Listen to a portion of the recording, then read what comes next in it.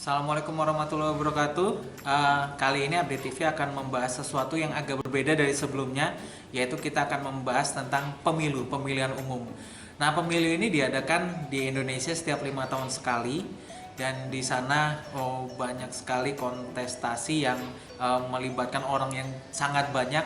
Ada orang yang ingin menjadi anggota DPR, ada juga yang ingin jadi pemimpin daerah dan sebagainya.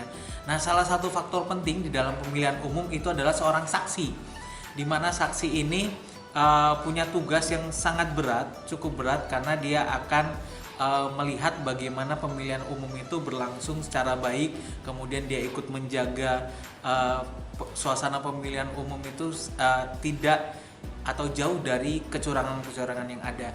Karena itu kita akan bahas mengenai saksi. Saksi adalah orang yang mendapatkan surat tugas dari partai untuk mengawasi jalannya pelaksanaan pemungutan dan perhitungan suara pada masing-masing tingkatannya. Nah, ini tugas pokok dari saksi. Jadi poin utamanya adalah dia mengawasi tentang jalannya pelaksanaan pemungutan suara serta perhitungan suara tersebut. Kemudian di sini kita lihat ada tugas dan kewajiban bagi seorang saksi. Yang pertama, ia mempelajari dan memahami aturan teknis pemungutan, perhitungan dan rekapitulasi suara. Nah, ini yang ada ya. Kemudian yang kedua, ia harus memahami secara mendalam titik rawan dan jenis pelanggaran pada tahap pemungutan, perhitungan dan rekapitulasi suara, serta memahami modus dan pola pelanggaran yang potensial terhadap tahap pemungutan dan perhitungan serta rekapitulasi suara tersebut. Kemudian yang ketiga, dia seharusnya mempelajari dan memahami tugasnya, kewajiban dan larangan penyelenggara pemilu di tingkat masing-masing. Kemudian nomor 4, dia memahami hak dan larangan saksi sesuai dengan peraturan yang ada. Yang kelima, dia menyerahkan surat mandat dari partai yang ditandatangani oleh ketua atau sekretaris partai kepada petugas KPPS. Itu maksimal 1 hari sebelum hari pemungutan suara. Jadi itu beberapa tugas dan kewajiban seorang saksi. Kemudian yang kedua adalah hadir di TPS atau di kantor PPK atau kantor KPU kabupaten ini selambat-lambatnya 1 jam sebelum acara pemungutan suara itu dimulai. Kalau lewat dari itu ya kita nggak tahu saksi boleh masuk atau enggak. Kemudian ketujuh, ia mengawasi dengan seksama proses pemungutan suara, perhitungan serta rekapitulasi suara. Jadi harus dipantengin terus tuh setiap proses-prosesnya. Kemudian ke-8, dia mengawal dengan seksama perolehan suara partainya tersebut. Yang ke-9, dia segera menyampaikan keberatan secara langsung kepada petugas penyelenggara pemilu apabila ditemukan pelanggaran atas aturan dari teknis pemilu. Kalau ada pelanggaran, nggak segan-segan seorang saksi ini harus mengungkapkan untuk pelanggaran tersebut. Kemudian yang ke-10, ia harus menandatangani berkas dan sertifikat dari perhitungan suara. Nah, itu tugas dan kewajiban para saksi. Kemudian, nah ini kalau kita lihat pada saat ini di pemilu 2019 itu ada beberapa jenis dokumen. Ada dokumen C, itu berita acara pemungutan dan perhitungan suara. Kemudian ada C1, itu rekapitulasi suaranya. Nah, ini yang harus dimiliki, harus didapatkan seorang saksi ketika proses pemilihan setelah selesai. Di mana C1 itu DPRD kabupaten atau kota, yang C1 DPRD provinsi, ada C1 DPR RI, C1 DPD, dan ada C1 presiden. Jadi ada 5 dokumen C1 yang harus dibawa oleh seorang saksi. Kemudian ada form C2, yaitu catatan atau kejadian khusus serta keberatan, itu ditaruh di form C2. Kemudian ada form C3, itu surat untuk pernyataan pendamping pemilih. Kemudian ada C4, yaitu surat pengantar KPPS ke PPS. Ada C5, itu tanda terima. C6 itu pemberitahuan kepada pemilih, surat yang biasanya diantarkan kepada pemilih itu C6. Ini biasanya harus dibawa ketika pemilih melakukan pemilihan umum. Kemudian ada ASKPU, kemudian ada AT dan seterusnya. Itu kita bisa lihat dokumen-dokumen yang ada di dalam proses pemilihan umum. Kemudian pada pemilu 2019 ini agak berbeda karena kita melakukan 5 pemilihan dan di kertasnya masing-masing itu ada 5 warna. Yang pertama warna abu-abu untuk presiden dan wakil presiden pemilihannya. Yang kuning itu untuk DPR RI. Kemudian ada warna merah itu untuk DPD. Kemudian ada warna biru itu DPRD provinsi. Kemudian ada warna hijau itu DPRD kota atau kabupaten. Kemudian apa yang dilakukan saksi sebelum hari H pencoblosan? Jadi saksi itu harus memegang surat mandat atau surat tanda terima surat mandat dari peserta pemilu dan menyerahkan surat mandat tersebut kepada KPPS. Nah, ini kemudian dia harus meminta bukti tanda terima dari penyerahan surat tersebut. Ini sebaiknya dilakukan 1 hari sebelum pemilu itu dilaksanakan. Ini udah maksimal. Kalau sebelum-sebelumnya lebih lama lagi itu lebih baik. Sekaligus yang nomor 2, kenalan dengan KPPS-nya, dengan panitianya agar ketika hari H kita bisa bekerja sama untuk menjaga pemilu ini tetap aman, tertib, serta damai. Yang selanjutnya adalah saksi wajib berpakaian rapi, bersih, harum kalau bisa. Kemudian sebaiknya membaca doa dulu agar dilindungi sebelum berangkat, serta hadir sebelum acara pemungutan suara tersebut dimulai. Kalau bisa jam 6:30, jam 7 sudah hadir di tempat pemilihan umum. Kemudian yang harus dipastikan oleh seorang saksi itu yang pertama adalah kotak suaranya masih dalam keadaan tersegel, kosong, dan dikunci kembali setelah dicek bersama-sama. Jadi kotak suara itu dicek dulu, kemudian kelengkapan dan kondisi TPS yang aman dari gangguan dan kecurangan. Kalau disinyalir akan ada kecurangan atau ketidakamanan itu boleh diungkapkan langsung. Kemudian kita lihat sampul surat suara itu dalam keadaan tersegel. Dan jumlah surat suara itu dihitung dulu, dia sesuai dengan jumlah pemilih dalam DPT ditambah dengan 5% lagi. Jadi ada 5% surat suara cadangan dan semuanya itu harus tersegel secara aman. Kemudian jumlah pemilih yang hadir dan nama pemilih itu sesuai dengan daftar nama yang tercantum di DPT dan memberikan hak pilihnya itu sesuai dengan urutan kehadiran. Jadi siapa yang datang duluan dia yang masuk duluan ke bilik suara. Kemudian pemilih dan KPPS tidak memberikan surat ganda, lebih dari 1 itu tidak boleh. Kemudian pemilih tidak memiliki tanda khusus bahwa dia tidak memberikan suara. Contohnya ketika habis melakukan pemungutan suara nggak ada tanda apa-apa di tangannya, nggak ada bekas tinta dan lain sebagainya. Nah itu yang harus diawasi. Pastikan semuanya terdapat tanda setelah memilih. Kemudian setiap suara yang diterima pemilih itu tidak cacat, tidak sobek, tidak terbakar dan lain sebagainya, dan tidak ada tanda-tanda khusus misalkan udah dicentang atau dicoret, itu yang harus dipastikan oleh saksi itu tidak ada. Jadi clean, bersih. Kemudian pemilih yang datang dengan tidak membawa undangan dan tidak memiliki kartu pemilih ini dapat dilayani setelah jam 1, di atas jam 12. Setelah istirahat biasanya dengan syarat membawa KTP dan KK di tempatnya yang berasal. Kalau seandainya ini cuman bawa KTP saja tapi tidak orang yang di lokasi tersebut, tidak di daerah tersebut dia tinggalnya, misalkan dia tinggal di suatu daerah dan ternyata KTP-nya dari daerah lain, dia hanya boleh memilih untuk presiden saja. Sedangkan untuk pemilihan partai dan calon anggota dewan dia tidak diperkenankan. Kemudian yang harus dipastikan lagi oleh saksi adalah tidak ada panitia pemilu atau unsur KPPS yang mencoba untuk mempengaruhi pemilih untuk memilih parpol atau calon tertentu. Ini harus clear dan aman dari setiap gangguan yang ada, terutama untuk orang yang coba-coba untuk mempengaruhi orang lain untuk memilih yang tidak sesuai dengan keyakinan yang ada pada dirinya. Kemudian seluruh dokumen pemungutan suara itu dimasukkan ke dalam kotak suara dan disegel. Ingat, disegel. Kemudian yang harus didapatkan oleh saksi di TPS adalah salinan dokumen yang menjadi haknya dari KPPS. Apa saja? Yang pertama adalah formulir C KWK, yaitu BAPPS, berita acara tadi. Kemudian catatan pelaksanaan pemungutan dan perhitungan suara, yaitu form C1, yang ada 3 kriteria yang harus ada di dalamnya, itu lengkap. Pastikan semua form C1-nya terisi dan lengkap. Kemudian benar, dihitung lagi jumlah dan lain sebagainya, itu dipastikan dia benar, kemudian legal. Artinya semuanya ditandatangani oleh KPPS dan seluruh saksi. Itu baru berhak Anda dapatkan.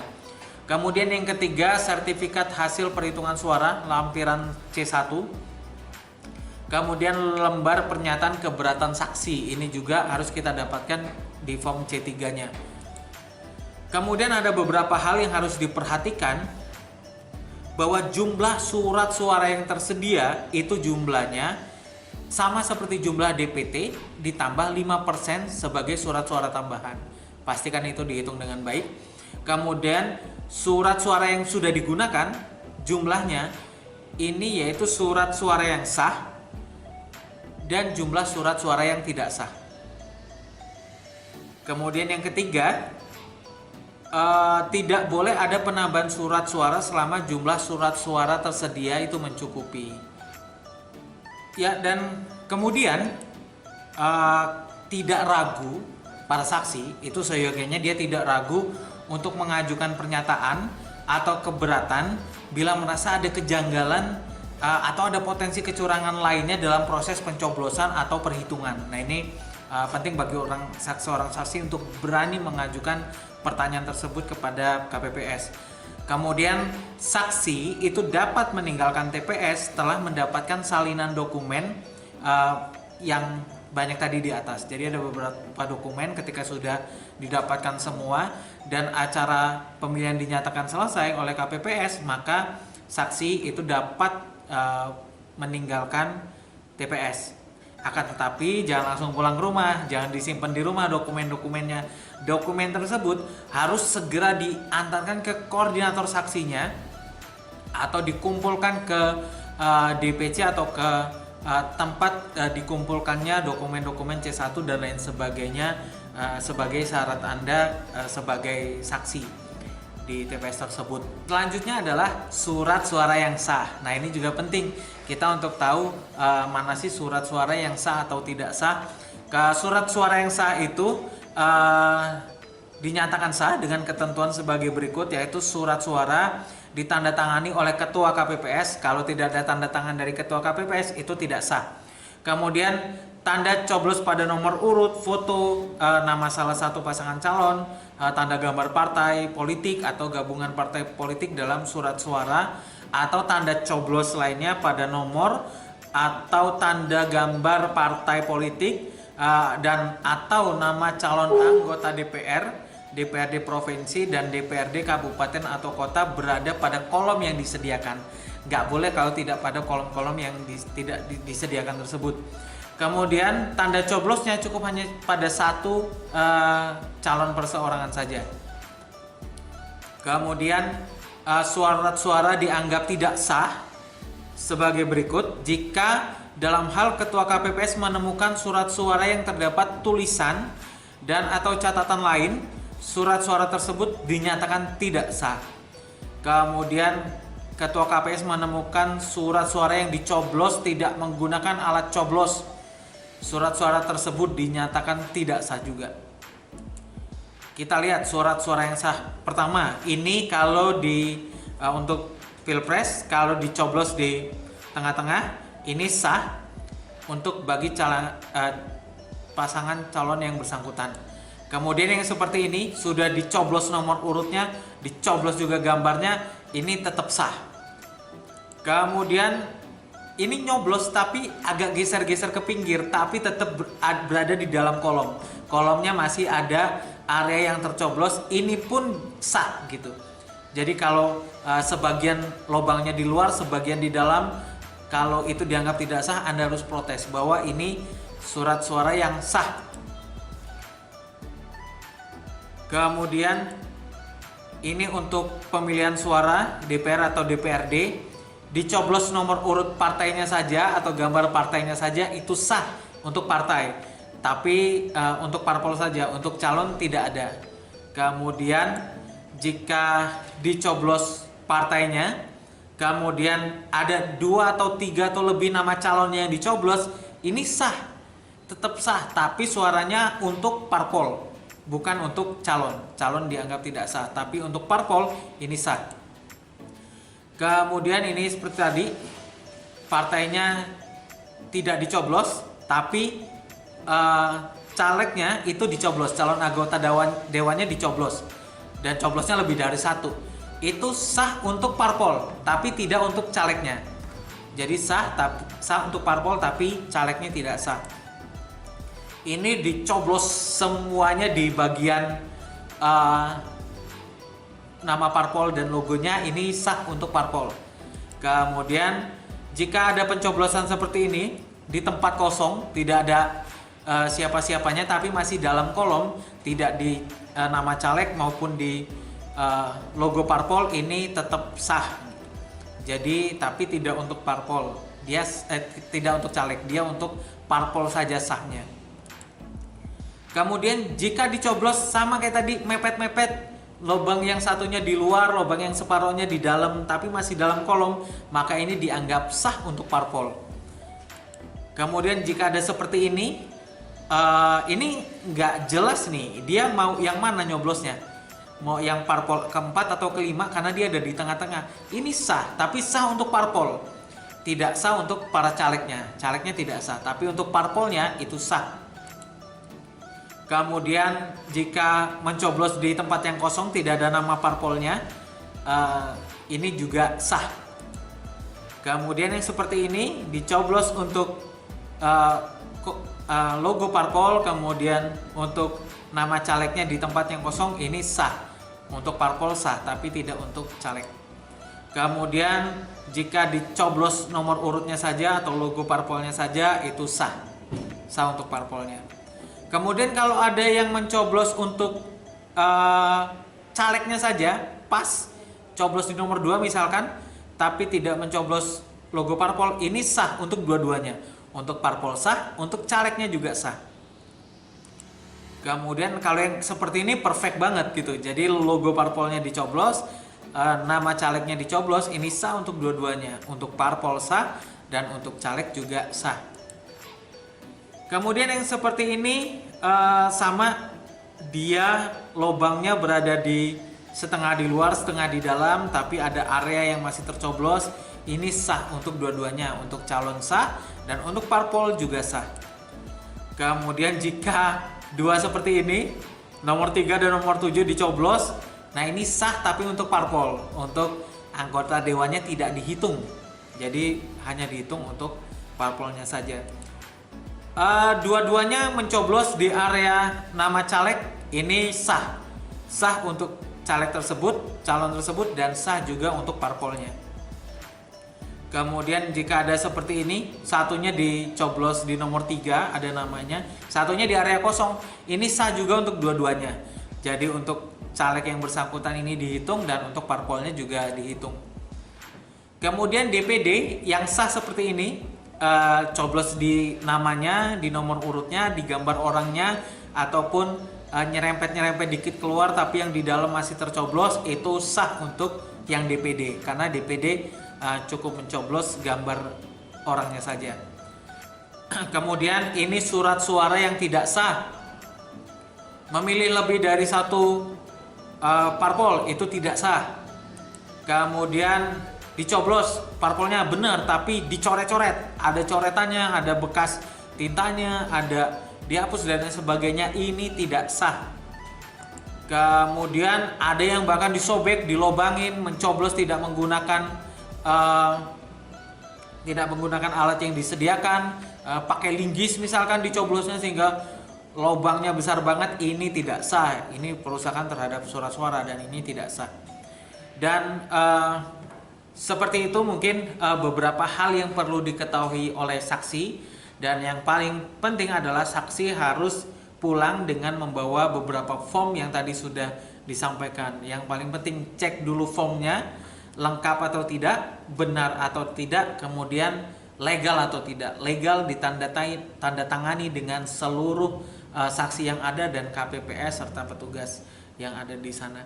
Demikian semoga materi pada hari ini dapat membantu kita untuk menjadi saksi yang baik sehingga Indonesia yang aman, adil, damai dan tentram untuk 5 tahun ke depan ini dapat terwujud. Terima kasih. Assalamualaikum warahmatullahi wabarakatuh.